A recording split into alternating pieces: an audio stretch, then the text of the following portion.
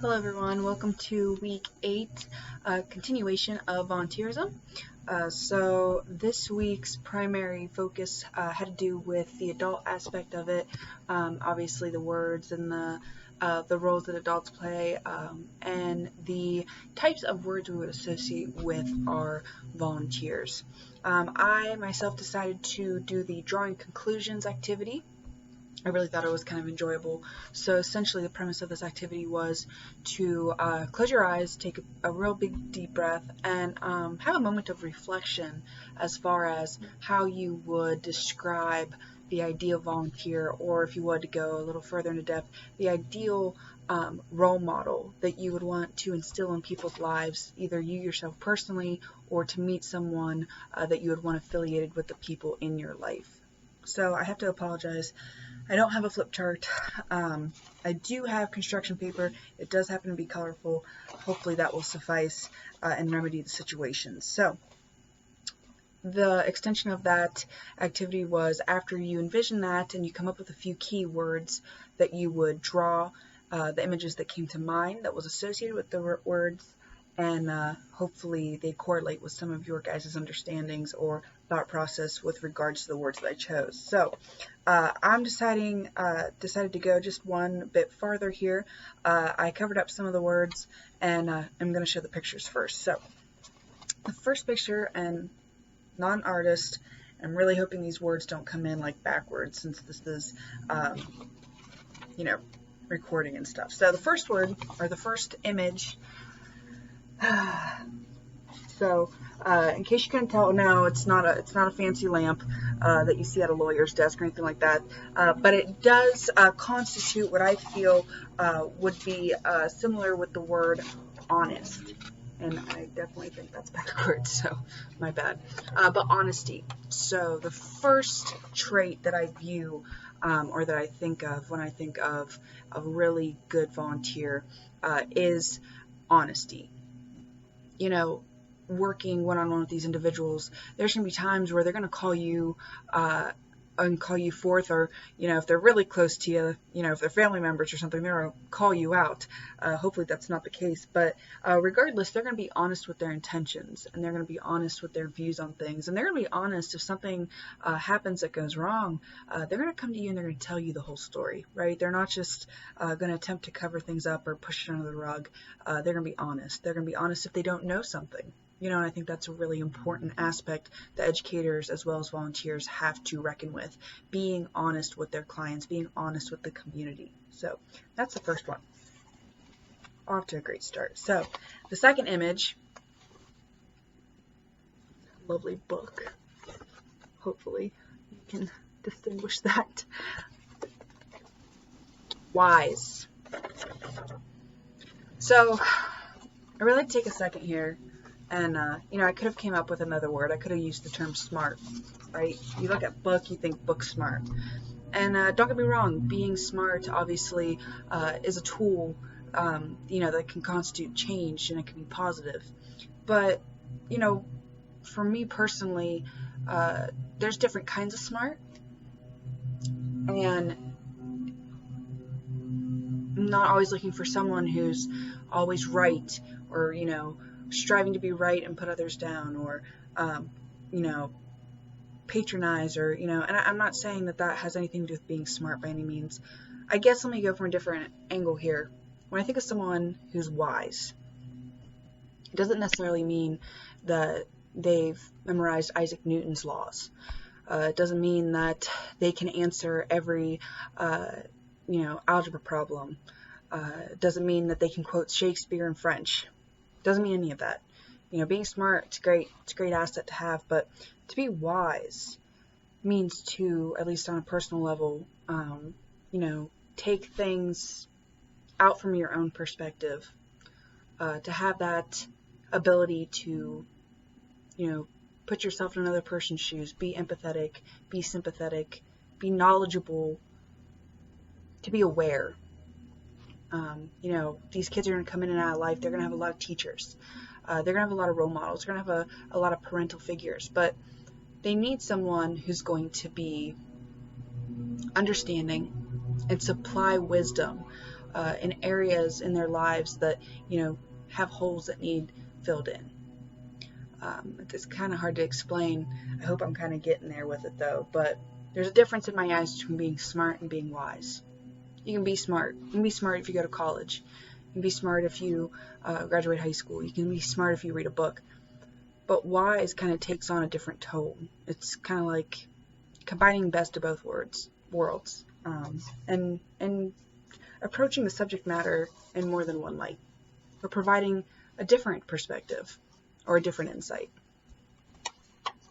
So the next, they just keep getting rougher and rougher. Whoa. A listener. This kind of, I think, ties in with wisdom and being wise as well. How often do we hear things? How often do we listen? I hear you. I hear you all the time. But am I listening to the words that you're saying? Am I taking in what you're saying with full context? As a good volunteer, it's very important that we don't shut our hearing off to certain things or to certain people. Volunteers are going to have to, really take it upon themselves to be diligent when it comes to listening to all the sides, or to read everything that's involved with the situation, to be educated. Once again, not necessarily to be smart, to be educated, to hear things out, and then apply that wisdom that they have. It's a gift really to have good listening skills. I think everyone, we're hearing things to respond. We're not, waiting to listen first. So being a good listener. I'm actually a little proud of this one. Let's see how this goes. No, it's not the sun. Okay, so what this is patience. I tell you, patience is definitely, what is that? Patience is a virtue. I believe it. It is so easy to lose sight and to lose patience. Especially if, that's one thing with me.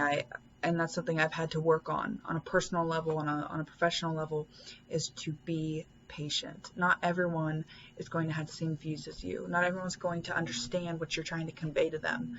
I feel like in this video, how I'm trying to convey my pictures and my words is definitely, you guys should be getting an A just trying to understand what I'm trying to say as is. But really being patient is something that in itself would apply anywhere in a business or anywhere in an organization, anywhere in your life, really. It's something that definitely doesn't come easy at times, especially if we're in disagreement with something. For volunteers, patience level for them, they're going to really have to hone in on it, because they're going to be working with kids that come from different demographics. And some are going to be way more needy, are way more demanding of your time. And a lot of them are going to be way more trying on your patience. Now, very seldom have I actually met a child who does it to be malicious. They might come off that way. They might cause a lot of trouble. But a lot of times those are the kids that, need that additional support, need that one-on-one. They're starving for something, whether it's attention, and they're willing to do it and get it, being bad or good, it doesn't matter to them. And that's when we really need to facilitate that level of patience that doesn't always come as easily as other traits. Those are the moments where you really have to assess how you're speaking to them, assess how your portrayal of yourself is towards them. If they're looking at you, if you put yourself in their shoes, who are they looking at? Obviously, they're coming to you and they're possibly acting out, or they're possibly asking the same question a million times for a reason. Why are they coming to you? Do they feel that you'll be patient and understanding with them? I think that's incredibly important as a volunteer, as a human being. And isn't that kind of funny, though, that a lot of these traits that make up good volunteers, they correlate with core values that I think all of us kind of look for, whether it's in a partner, whether it's in a friend, whether it's in a colleague. Kind of cool. So the last one I have, dun dun, it's just to be caring. To care. I tell you what, sometimes I don't even want to turn on the television, or I don't want to turn up the radio for fear that I'm going to hear, another news story of some unkind act in the world. The beauty about 4-H is, part of our pledge, the entire pledge, I feel resonates with the idea that we have to make it our primary objective, our goal, to help shape these youth to be as caring individuals, to take them out of the mentality that it's them, that it's all about them, because it's not. This past summer it's been kind of a reflective time in my career, because you're seeing a lot of things that need fixed, or you're seeing a lot of things that have been in the institution or been in the organization for so long, and now they're not. And, partially it's choices that have been made, or lack of choices have been made. And you lose sight of what's important. And then you submerge yourself in the work. And you work with the kids. And you have those moments where you're completely submerged and involved with them. And then it's kind of like you get that wake up moment.